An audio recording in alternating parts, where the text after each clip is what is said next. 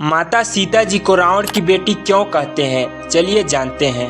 रामायण की कहानी के अनुसार माता सीता का जन्म धरती से हुआ था और राजा जनक ने उनका पालन पोषण किया, इसलिए उन्हें राजा जनक की पुत्री कहते हैं। लेकिन अद्भुत रामायण में जिक्र किया गया है कि माता सीता रावण और मंदोदरी की बेटी थी, जिसे रावण ने जन्म के तुरंत बाद समुद्र में फेंक दिया था। अद्भुत रामायण के एक प्रसंग के अनुसार दंडकारण्य में गृहसमद नामक एक ब्राह्मण माँ लक्ष्मी को बेटी के रूप में पाना चाहते थे, इसलिए वह ब्राह्मण रोजाना एक कलश में कुश के अग्रभाग से मंत्रोच्चारण करते हुए दूध की बूंदे कलश में समर्पित कर रहे थे। इस दौरान देवताओं व असुरों के बीच संग्राम चल रहा था। कथा के अनुसार एक रावण उस कुटिया पर पहुंच गया, लेकिन वहां गृहसमद ब्राह्मण नहीं थे। ऐसे में रावण ने वहां मौजूद अन्य ब्राह्मणों और ऋषियों को मारकर उनका रक्त उसी कलश में भर दिया। रावण उस कलश को लेकर लंका गया और अपनी पत्नी मंदोदरी से कलश को संभालने के लिए कहा। मंदोदरी ने जब पूछा कि इसमें क्या है, तो रावण ने सब कुछ बता दिया। इसके बाद रावण विहार करने के उद्देश्य से सहरादी पर्वत पर चला गया। इस दौरान नाराज मंदोदरी ने उस कलश में रखा पदार्थ पी लिया और कुछ समय बाद गर्भवती हो गई। इस घटना से परेशान होकर मंदोदरी ने उस भ्रूण को निकालकर एक घड़े में बंद करके मिट्टी में दबा दिया।